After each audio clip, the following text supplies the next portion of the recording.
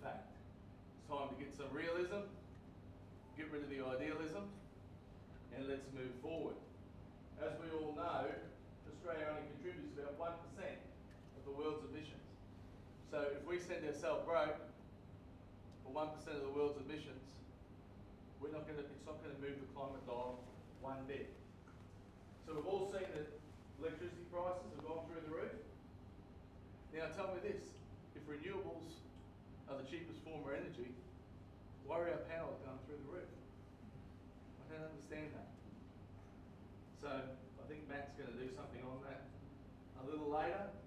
The other thing is, electricity only accounts for about 30% of all the emissions. So a big emitter is transport. So net zero is actually going to be a tax on rural and regional areas, like where we are, because transport is so important. It's how we get all our supplies up from the city. It's how our farmers get the produce to market. So every time that we can get some more supplies up here, it's going to cost us more money because transport costs are going to go up. It's simply not fair. The EV tax, so EV tax is electric vehicles. What's happening? So for the government to give cheaper electric cars to the people in the city or where they can be used, they've got to tax the vehicles that we drive. They've got to put the prices of them up more. So vehicles like Land Cruisers and Isuzu D-Maxes and Rangers and Hiluxes and what our tradies and farmers and our families people use, those vehicles are going up and up to subsidise the electric vehicles. The electric vehicles in our neck of the woods simply don't work, particularly if you're a farmer or a tradie. They can't carry the weight, they can't tow the load, they can't cover the distance, and we simply don't have the charging facilities or the infrastructure to keep them going. So why should my people, or you people, you as my constituents, have to pay for that privilege to get electricity, cheaper electric cars in the city? It just doesn't make sense. And land, all the land that is actually being used, whether it be for wind turbines, solar panels, or simply locked up to give carbon credits, and I think Matt might touch on that a little later, is the only way that Labor has been able to get any of these emissions down anyway, is by locking up land that should be used for growing food and fibre. And what happens when you lock up land? All the pests and diseases and everything build up in that locked up land. They don't know, pigs don't know that there's a fence there and we've got to stay on this side of the fence. They go into all people's crops and wreck them. So it's certainly not good. That's why we as a coalition, we have developed a cheaper, better and fairer plan, energy plan. And I think, again, Matt might touch on that a bit later, but that's all from me. I'm going to hand over to Matt Canavan, Senator for Queensland, who's, like I said, has done an enormous amount of work in this space. He'll do a presentation and then we'll open the floor to a question and answer session. So please, if you've got any questions, think about that. We're happy to try to answer them. If they're really difficult, I'll flick it to Matt and he'll be able to answer them for us. That won't be a problem. I do ask when we do have the questions, because there might be quite a few tonight, if we can keep the sermons to a minimum and just actually ask the question. And I'm sure myself and Matt will do our best to get through as many questions as what we can. So thank you very much for your attendance. Sit back, relax. Great Matt Canavan. Thank you. Thanks, mate. Thank you very much, Andrew. Thanks, mate. Thank you. Look, thank you very much, ladies and gentlemen. Thanks so much for coming out on a weekday, on a school night, and at such short notice. It's got a really good attendance, so thank you for that. I do also want to thank Andrew for the great work he's doing here in your region. Congratulate him. He's just been reappointed the Shadow Assistant Minister for Manufacturing and Sovereign Capability. He's been on a good behaviour on the last few weeks, Andrew. So he's got good behaviour. He's he's got parole back in the Shadow Ministry. I did joke with them in the party room that they were lucky that I wasn't in the Shadow Ministry, because if they were, they wouldn't be getting any credit for good behaviour. So it's great to have them all back. Also want to say hi to Nigel and his wife Sue, actually, and Andrew's wife Raylene is somewhere. They're the real people that work hard, so welcome Raylene, and there she is at the back. Sue and Nigel, great to have you here, and the great work the state government is doing here in Queensland. I wish I could say the same thing for our country. I think we're in a bit of a dire way. You might have seen today that real wages are going back down. They were going back down for the first few years of this Labor government. In fact, they went down at record levels. They're back to levels we haven't seen since 2011. I'll go through that tonight. So 2011, real wages are back 15 years. And today they've gone down even further. Now, what I'll try and argue with you tonight, or about tonight, is that a big reason for that is the fact that we're shutting down our availability of reliable, affordable energy sources on this obsessive pursuit of what is called net zero emissions. Now, this is a relatively new term. A decade or so ago, no one had ever heard of net zero. It was sort of cooked up as a marketing tool, as a slogan, to try and convince people to cut back on carbon emissions, mainly people in Western countries, not really in developing countries, but to convince them to vote for extreme, radical green initiatives. The problem has been, I think, that a lot of people don't know what net zero is. It's a bit hard to describe, and so I want to start tonight, by sort of trying to outline what is net zero. What is net zero? Well, if you remember when net zero was first put on the agenda, we were promised that it would lower prices. Remember, we were told it would cut our power bills by $275, that it would create a lot of jobs. Do you remember this thing called hydrogen? That was going to create enormous amount of jobs. No one talks about that too much. By the way, Twiggy Forrest has paid us back some money. We got 20 million bucks back from him the other day. He took about 80 million from the federal and state governments. We've got 20 back, plus there's a lot more spent down there at Gladstone I won't go into. That's all gone. We were told it was going to save the planet as well, and of course it does make people some money, like Twiggy potentially some money. That's what we were told net zero would do. Over time, we've sort of lost that. So, as you know, it's not lowering prices. The person there that was standing next to good old Joseph Stalin told us that it would lower prices. Not happening. Not happening. Our prices aren't going down. Power bills aren't going down. That's disappeared. It's not creating those jobs. Those hydrogen jobs disappeared. Our nickel industry, which I'll go through later, has disappeared. Those have gone. And actually, when you come back to it, it doesn't even save the planet either, because other countries are not doing it. We're destroying our own natural environment in the pursuit of it. What we're left with, what net zero is about, is it's making some people a lot of money. That's what it's about. And the other thing it's about, it's to make the money, for people to make that money, they have to control things. Because to get to net zero, to reduce our emissions to zero, we're going to have to fundamentally change everything we do, how we produce things, what food we eat, everything. It has to be control. It has to be the government telling you what to do. And so ultimately, net zero is what's called socialism. That's what it is. It's a government-run, planned economy, a socialist state, and that's why I've always been against it, because I don't think the government knows better than you or your community about how to run things here in Mackay and in North Queensland. Now, where are we up to? Where are we up to with net zero? Well, those of you a bit older vintage like me might remember these old graphics from the days when we used to win cricket matches. We're not doing too well at the moment, but so where are we up to here? Well, last year, Australia as a whole had carbon emissions, as they're defined under the Paris Agreement. We had carbon emissions amounting to 437.5 million tonnes. That's how much we had.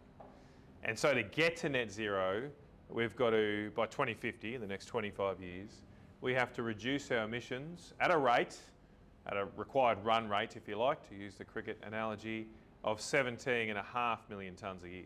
So every year we've got to cut that 437 by 17.5 million tonnes to get there to zero by 2050. In the first 3 years of this Labor government, which they've been very committed to net zero, telling us how important it is, guess how fast they're going at? Guess how many runs they're scoring per year? 1. So they got to office, the Labor Party got to office, our emissions were 440 million tonnes a year. They've cut them to the tune of 3 million tonnes in the space of 3 years. Their run rates, their current run rate is 1 million tonne per year. And they reckon we're going to get to net zero by that. I don't even think Travis Head is going to be able to get us there, right? And Chris Bowen's no Travis Head. So we're in a bit of trouble, If we go at 1 million tonne a year, we'll get to net zero by 2,462. Could probably live with that if that was the goal.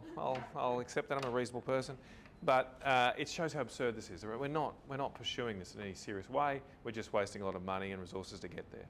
So after the election last year, I was tasked by the Nationals Party with Andrew to do a review of net zero, and that culminated in a report by the Page Research Centre late last year. And to get to the conclusion first, and I'll tell you how we got to this path, but we very simply found that actually net zero is hollowing out our manufacturing industry. It's pushing up prices for everyday people, and it's not even protecting the environment that it purported to do. It's not really succeeding on any front, and I'll take you through why that's happening tonight. So since we adopted net zero, energy prices have gone up by 40% in 3 years. Never seen an increase like this. Even with the carbon tax, even the Ukraine war, it went up a lot, but it didn't last too long. But over the last 3 years, energy prices are up 40%. It's not because of Ukraine. Gas prices around the world are back to levels below what they were before the invasion of Ukraine, but still our electricity prices, our gas prices remain elevated here in Australia. It's the exact opposite of what we were promised when net zero was adopted. They now tell us, Chris Bowen tells us that no, electricity prices will be cheaper tomorrow. You know, we didn't do what we said we'd do now, but don't worry, we're getting lots of renewable energy tomorrow. They'll be cheaper. They're like the pub that says there'll be free beer tomorrow. Right? It's just always tomorrow. That's never actually going to happen under this plan. We now have, even more concerning for me, we now have some of the highest electricity prices for our manufacturing industry in the world. So our manufacturers, if you can't see that graph, pay about 24 cents US a kilowatt hour. That is more than Japan. So we're the biggest energy supplier to Japan. We send them our coal, our gas. They have to ship it all the way there. They often have to process it at the other end to be able to use it. And even after doing all those things, Japan now can deliver electricity to their factories cheaper than we can. How is that even possible?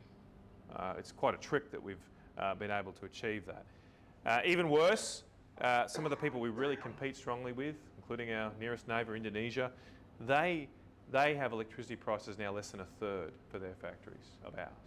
Let's just buy it off there. Well, I wish maybe we've got this sun cable running from the Northern Territory to Singapore. It's meant to be designed to send solar power to Singapore. Well, we could just bring the coal-fired power from Indonesia over the Torres Strait, and we'd be laughing, wouldn't we? So, but that's what they're doing. I'll come to Indonesia in a second, but they're undercutting us in a big way and stealing our jobs. So Indonesia, this is coal production in Indonesia and Australia. Australia's the green line, Indonesia's the red line. In this century, Indonesia has more than tripled its coal production. It did sign up to net zero, Indonesia. That's that red dot there on the right. It said, yep, we'll do net zero. Can you notice a change in Indonesia's behaviour after they signed up to net zero? If anything, they accelerated and just kept going. And they're massively a bigger coal producer now than we are. We used to be the top coal exporter in the world, no longer have that mantle by some distance. We've stagnated in coal production over the last decade, while Indonesia's raced ahead. Now, I asked in the Senate a couple of weeks ago, or just before Christmas, I asked the people who set our emission reduction targets, well, have you looked at how and why Indonesia are so good at producing lower prices? Just try and hit that button. If renewable energy is the cheapest form of power, how is it that Indonesia, who are investing so much in coal, how is it that they now have industrial electricity prices, according to the International Energy Agency, at a rate less than a third of Australia's? Sarah, I haven't done any analysis of Indonesian electricity prices, so I'm not in a position to answer your question. That's a bit of a problem. I mean, if we're going to make advice on climate change targets, you'd think you'd look at what our competing countries are doing. So they don't even look at it. So they're setting our targets, they're setting our emission targets, and they're not even looking at whether or not this is causing us to lose competitiveness, lose jobs. If you did look at how electricity prices or what level electricity prices are around the world and whether or not wind and solar make a difference, it's a pretty stark finding. So on this graph, wind and solar is on the horizontal axis. So countries with more wind and solar are more over to the right. Countries with higher power prices are more up the top. So if wind and solar were going to deliver lower power prices like Chris Bowen promises, you'd expect to see lots of countries in this bottom right quadrant there, right? And we've got a lot of countries now that are producing a lot of wind and solar. We're trying to chase them. But once you get over this 40% odd level, invariably electricity prices are through the roof. It doesn't work. And it's clear that it doesn't work now around the world. When you look at the numbers, we looked at the numbers in the Page Research Centre report. We got some consultants to do this. It was clear that coal remains the cheapest form of power in Australia. Invariably, coal electricity prices are through the roof. Form of power doesn't by a very, very large. It's clear that it doesn't work now around that is simply because when you look at the numbers, we looked at the numbers. Very high Page Research Centre report. We've got sites where you could build consultants to do this. It was clear that coal remains the cheapest form of power. It'll be cheaper in Australia, but we're constantly coal prices are through the roof. Power doesn't by a very, very large. As I said before, real wages have just crashed. I haven't updated this graph for today's data, but they had dropped, or they still are down at 2011 levels. Here they dropped even further. They started to rise a little bit over the last year and a half, and now they're going back down again because inflation is ticking up and wages aren't keeping up. So we've never had, in recorded history, we've never had such a drop in living standards in Australia. And that's probably why a lot of people are pretty pissed off right now in the country, and I can understand why, particularly young people, right, who are facing a future that doesn't deliver the Australian dream that we all expect of owning a home, being able to accumulate savings. You can't do that if this continues like that. And a big reason for that is our productivity has fallen through the floor. Won't go through all this data in detail, but again, comes back to electricity, gas and water. That's the big one that's fallen away. Most other sectors have actually had some productivity growth, but our energy sector has just gone backwards at a massive rate. Over 20 years, we've had a 25% reduction in the productivity of generating electricity. So when the government held a productivity roundtable last year, I held my own roundtable, had a few more people than just myself turn up. That was just a stunt at the front of Parliament House. But we had our own productivity roundtable back in that building. But the government had one below me, directly below me. They were having their productivity roundtable. They didn't even discuss electricity prices. Like it wasn't, they didn't even discuss that result, that productivity falling by that amount. If you're not going to deal with a major issue, you're not going to be able to fix it, of course. Now the government is imposing more costs on industry. There's something called the safeguard mechanism. It's just a euphemism for a carbon tax. So the 200 largest emitters of carbon in Australia, 219 to be precise, have to pay what's called the safeguard mechanism. Every year they have to reduce their emissions, and they invariably do that by having to buy carbon credits. All the coal mines in your region have to pay this. All the major factories down at Gladstone have to pay this. All really the wealth producing manufacturing businesses in our country are subject to this, as is Qantas, as is Virgin, as is our last two fuel refiners, all involved in this. The Institute of Public Affairs have estimated that if we were to push this through to 2050, it would cost around $200 billion for those 200 businesses to meet. That's $1 billion per it's not even just per business, it's per facility, per mine or per factory, $1 billion liability. And this is in effect a silent coal royalty. And I know there's a lot of concern about coal royalties here. I met with your resource industry this morning about that. But this thing goes a little bit uncommented sometimes. It builds over time, it's straight on the balance sheet, and it's going to be a massive, massive deterrent to more investment. Indeed, the government itself dropped a report on Friday afternoon Just happened to be hours after the Liberal Party changed their leadership. They put out this report. It's called a Friday afternoon drop in politics. They didn't want many people to see it, of course. And that report showed that this safeguard mechanism, is going to cost jobs in our manufacturing industries. The government response to fix that was to put in another report on Friday on the border rate tariff. Just happened to be hours after the Liberal Party changed their leadership. To try and protect, put out this report. The steel jobs we'd lose drop if we impose this on the steel industry. Many people see it, of course. How about we just get and rid of that report tax? showed that this thing, need two taxes. Two taxes is going to cost jobs in our manufacturing industries. The government response to fix that was to put in another tax on the border. So how much will net zero cost? Well, a mob called Net Zero Australia estimated this a few years ago. They actually support net zero. They're a consortium of Princeton University, University of Queensland, University of Melbourne, and they found that it would cost $7 to $9 trillion. It's more than $200,000 per Australian to get to net zero. Now, that's not a government figure, but these people do support net zero. The government's done some modelling. The Treasury was asked to do some modelling, economic modelling for the government, and we're about to hear from the Treasury Secretary. She's sort of the chief economist of the Australian government, if you like. And I asked her, well, how much does it cost to get net zero according to your modelling? How much do we need to invest to get to exactly what question you're the goal is net zero by 2050, so that's the time frame. That's right, and between now and then there's a lot of private investment that will take place. I'm only asking, didn't you just do a modelling exercise? Yeah, we did. So how much, what's the figure?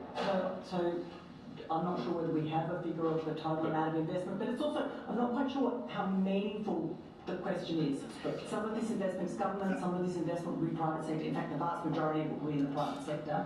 Well, I'm asking for both, because presumably the modelling exercise looked at the whole economy, so how much capital investment is required to get to net zero by 2050?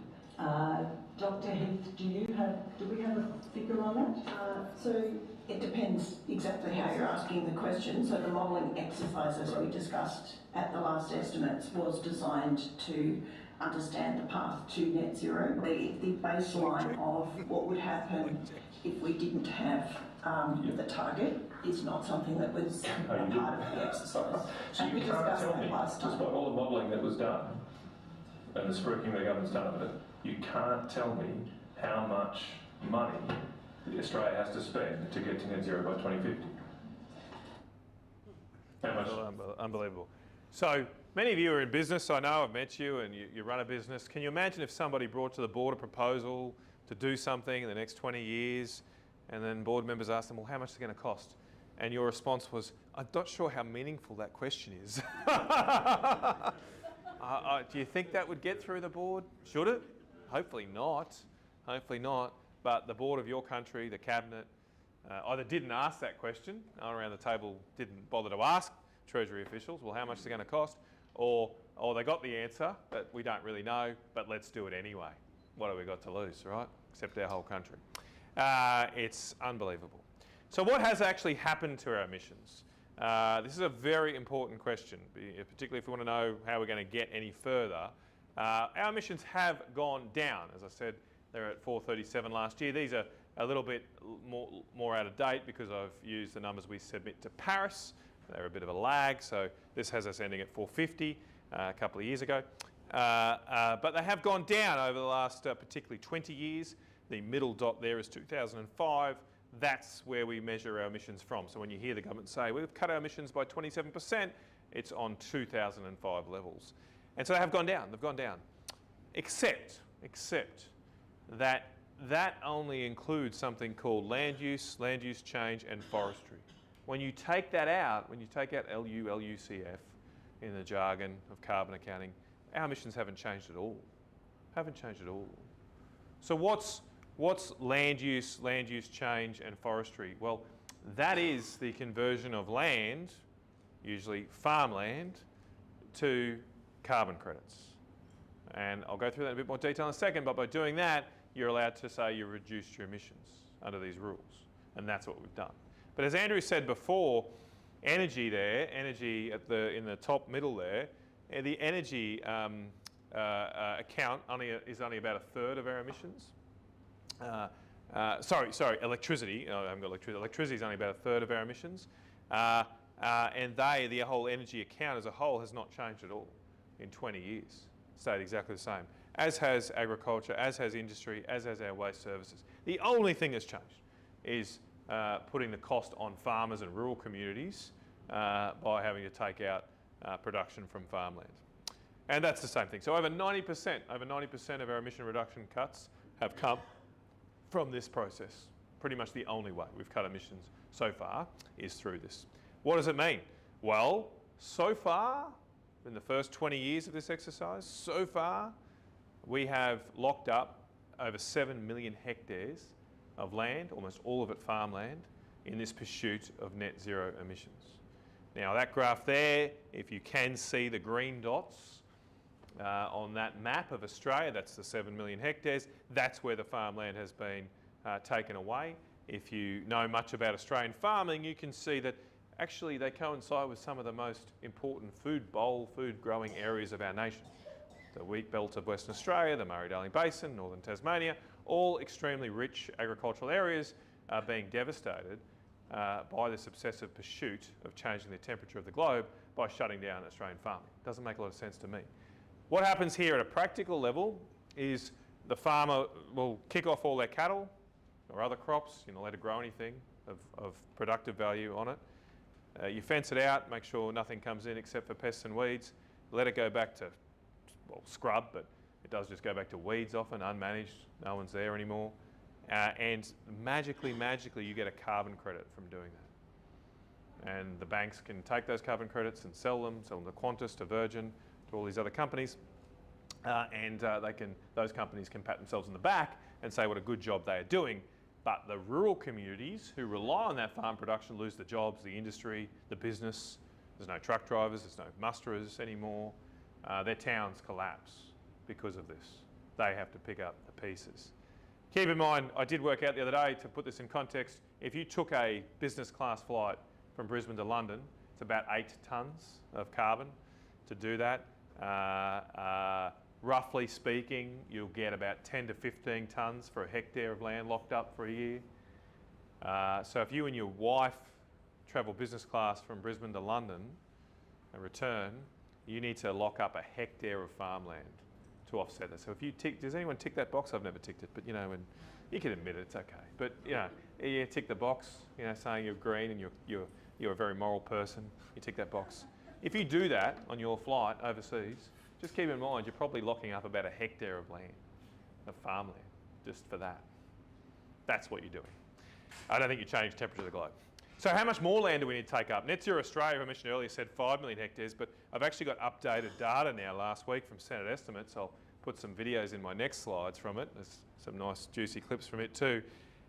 ABARES, who are the Australian Agricultural Advisory arm, they have actually estimated that we need 18 million hectares to get to net zero by 2050. They've done this calculation after the government committed to net zero. Like, we didn't know it beforehand, we shot first and asked questions later, but finally, I've been pestering them for ages, as have others, finally they've done the analysis and they say we need 18 million hectares of land, again, these dots through some of the best food growing areas of our country, to get to net zero by 2050. And that 18 million hectares, over half of it, and they say in their report, over half of it comes in our wheat, sheep or high rainfall areas of Australia. It's not out in the desert, it's not out in the arid areas, it's coming from the areas of our country which we rely on to grow our food. So we're trading off food production, our food security, to be able to get applause at global climate conferences around the world. I don't see how this helps the environment. Even worse, 40% of the farm areas that ABARES estimates, 40% of them, almost half, get rid of farming altogether. So sometimes you'll hear, oh no, it's okay, the farmer will just put a little bit of their paddock away for tree production, carbon credits, and they'll still farm the rest of it. Actually, ABARES found to get to net zero, it's so radical, it's so significant to get there, we need almost half of those areas devoted to carbon credit production to completely shut down, to take away all their farming. There's no mixed use at all. On top of that, we also need land for solar and wind, of course, to get to net zero. And this Net Zero Australia mob I've been mentioning, they estimate that we need another 120,000 square kilometres or 12 million hectares to get to net zero from the solar, wind and transmission lines you see pockmarking our country. And again, How is that helping the environment? How is it a good thing for our environment to devastate whole beautiful, pristine, natural environment, to then say, oh yeah, we're protecting the environment. We're going to save the polar bear by killing the koala bear. I don't think that is a good trade-off. Now, all up, when you take the carbon credit production, the renewable energy, we need more than 5 Tasmanias to get to net zero by 2050. That's the size of the land. So it's over 30 million hectares is needed, according to government estimates and Net Zero Australia, to get to net zero by 2050. You're not really told this, right? No one really lays it out like that and says, oh, actually, you know, this net zero idea sounds really good. I'm just going to need to take more than 5 times Tasmania away from other productive uses to get there. I mean, I don't know. I don't think people signed up for that. And so, and to get there, we need to do much, much more than we've been doing. As I said earlier, our run rate at the moment has been 1 million tonne per year over the last few years. Has been a bit higher than that because we've cut our emissions through this carbon credit stuff. If you go back 20 years, we've been going at about 9 million tonnes a year reduction over 20 years. But to get to net zero, we need 18 million tonnes. We need to double that. And we haven't done any of the easy stuff. Sorry, we haven't done any of the hard stuff. We haven't done the cars, the food, anything. Done none of that, right? So, I mean, how did people get here tonight? How did you get here tonight? Land Cruiser. Oh, man, geez, you're destroying the planet. Totally destroying the planet. All right. Andrew, what did you have for dinner last night? Steak. He is evil. Absolutely green criminal. Lock him up now, having a steak, right? Everything we do has carbon emissions. And so to get down to that zero level, you've either got to change everything you do, or every time you have a steak, you need to tick the box and go lock up another few acres of farmland, right? To offset that use. Take out the Land Cruiser instead of the Tesla, bang, there goes a few more cattle off to the knocking shop, right? Tomatoes, oh, they've got to be terrible. Tomatoes, they're pretty water intensive, aren't they? That's some more carbon emissions. Everything needs carbon emissions, and so everything must change to get down to that zero number. I'll skip over that. So, what about the world's emissions? I went through what we've done. What have the rest of the world done? Well, in fact, our emissions with this carbon credit scam, but we're allowed to do that under the rules. Our emissions have fallen, and they do come at a cost, right? It's a real cost to convert farmland to carbon credit production. It's not easy, and it's not good for those rural towns. Our emissions have fallen by the second most in the world. Only the UK have reduced its emissions by more than us, and they are an industrial wasteland now, so I'm not sure we want to replicate that. A lot of other countries haven't done much, including, say, some surprising ones. New Zealand, do you remember this lady, Jacinda Ardern? Yeah, she was really big on net zero. Spruik still does go to the United Nations. I think she's got a gig with the UN or something. Still spruiks how important net zero emissions is.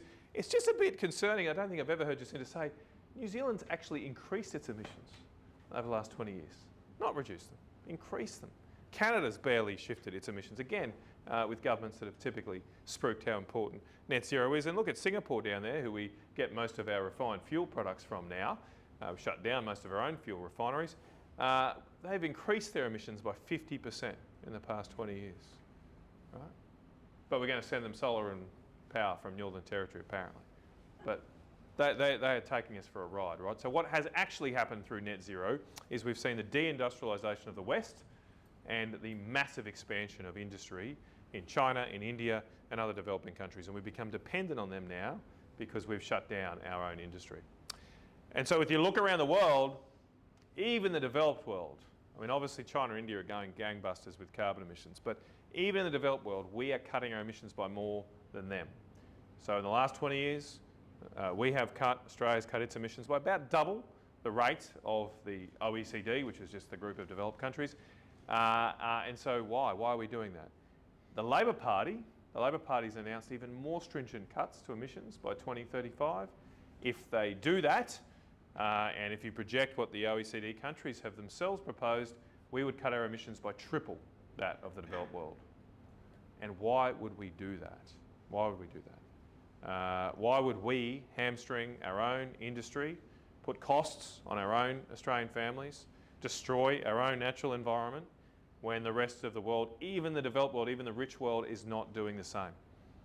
Because as Andrew said at the start, we're only 1% of global emissions. So us going harder and faster and imposing more costs is not going to help the global environment. Even if you believe the most radical things about climate change, it's not going to help the environment. It's just going to come at a cost to Australia. And we're not making this up. This is Mackay. He heads up that body that I asked questions in the Senate about how they set their emissions targets. He sets the emissions targets, provides advice about them. And he said, when he set these targets last year, that they are being set to give us a greater ambition than other advanced economies. None of the journalists at this press conference seemed to follow up and say, Matt, why? Why would we go at a faster rate than other advanced economies? It makes no sense at all. Now, I won't play this video because it's late, it's a school night, but I just do want to stress one thing, and that's, see if I can, yep, this works. The Torres Strait Islanders, they brought a case against the federal government last year, saying that the federal government hadn't protected them from climate change. They listened to Chris Bowen and he said, you know, the sea levels are going to rise, things are going to get terrible, cyclones are going to increase, and they thought, well, you're not doing enough to protect us, we're taking you to court. And so the federal government had to respond in court. They had to provide a submission about it, and in that submission, this is what the federal government told the court, or the judge summarised the Labor Party. This is the Labor government, not when we were in government, the Labor government's position on climate change. The judge said that the Commonwealth submitted that it had no control over the risk of harm to Torres Strait Islanders from the impact of climate change. The Commonwealth went on to say that climate change is a global problem that requires a global solution. It is not a problem over which Australia alone has any significant control. Australia's targets alone are unlikely to have any impact on climate change or the risks posed by its impacts. That's what the Labor Party tells the court when it's potentially facing $1 billion payout if they don't get the decision their way. Do you ever hear that from them? Do you ever hear that tell them to you, the Australian people? Oh, actually, guys, we can't stop the cyclones, we can't stop the bushfires. No, they don't say that.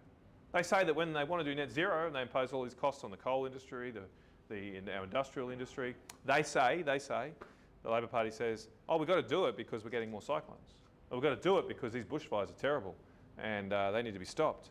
But then they tell the federal court out the other corner of their mouth, oh no, we can't. We can't actually have any impact on that at all. That rank hypocrisy that's being done for political purposes, not the economic future of our country. So, after all that, we've decided that we've got to do something different. Number one, we've got to dump net zero, right? Just get rid of it. It's just not a good idea for our country. It's not going to help the environment. We've got to free ourselves from the shackles of being told that by a set date, in 25 years' time, everything must change down to net zero. Get rid of that. And what Andrew said before, we've come up with a plan that we believe is cheaper, it's better, and it's fairer. So we're going to get rid of net zero, but instead, we're going to put the priority of our energy system, of our energy policy, being to get the lowest possible prices for Australians. Like that should be our priority, right? We should run the Australian energy system. We should use Australian energy resources to deliver you the lowest possible energy prices, the lowest possible electricity bills, the lowest possible gas bills. That should be the number one objective. It's not the number one objective right now. The binding constraint is to get to net zero by 2050. That's what they're trying to do. We're going to free up that so that we can instead run the system for you, not for global acclaim at the United Nations. Number one. It'll be a cheaper plan. We will have a fairer plan. We will make sure that, yes, we'll do our fair share. If other countries want to reduce their emissions and actually do so, we'll do our bit. That means, of course, that right now we don't have to do that much because we're way ahead. We're way ahead of where other countries are. But if they catch up and they do their bit in the future, well, we'll reconvene and have a look at that. We'll also make sure that those emission cuts are not just imposed on the rural sector. Anything that we do must be spread across all Australians, not just imposed on people who live in small towns and happen to be involved in producing the food for our country. That's not fair. We should use all our energy sources, right? All of them. There shouldn't be bans on particular. The rule should be, if we export it, if it's good enough for us to sell to another country, it's good enough for us to use here, right? Right? So we export our coal to Japan. Well, why can't we use it here? Why can't we build a coal-fired power station here then if other countries are doing it with our coal? Likewise, We've got the world's biggest uranium reserves. We export our uranium to other countries. Why can't we use it here as well, just like other countries have safely done for decades? We need to make sure we protect our strategic industries. Really, really important right now. Our steel industry is on its knees. We've got 2 steel mills left. One's in administration right now at Whyalla. We cannot lose these. I was at a business in Mackay today. They use the steel from Whyalla to put in the roof bolts in underground coal mines. It's the only steel mill that produces that type of steel. Can't get it from Port Kembla. If that steel mill in administration right now doesn't come out of that, doesn't keep going, we can't make a coal mine without having to import them from China. We've got to protect those industries, and there's lots more like that. And we've got to make sure we get back to a concept of supporting local environmental action, right? We should protect our environment. We have a beautiful, natural, pristine environment. I spent a lot of time in regional New South Wales just before Christmas, and driving through that guts of New South Wales, where Banjo Patterson wrote his poems and all these things. It's beautiful, right? It's beautiful. It's a part of Australia. But I said when I was down there, the next time I drive through the Lachlan Valley Way, I don't want to see the tallest thing being not a 50-metre gum tree, but a 300-metre metal wind turbine. It's not what I want in our country. I don't want that. It's ugly. It destroys our environment. And we've got to protect our natural environment, get back to that, get back to investing in local people who know how and work in the natural environment, and also use the natural environment, whatever it is, for camping, for fishing, for hunting. That should be the things we promote to enjoy our beautiful Australian bush and landscapes.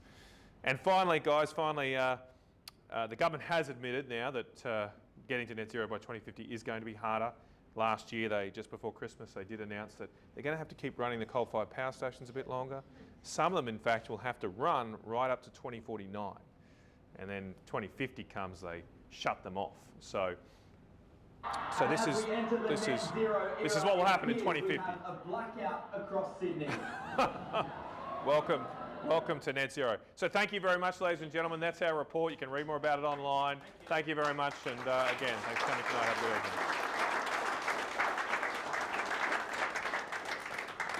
So we are more than happy to take questions.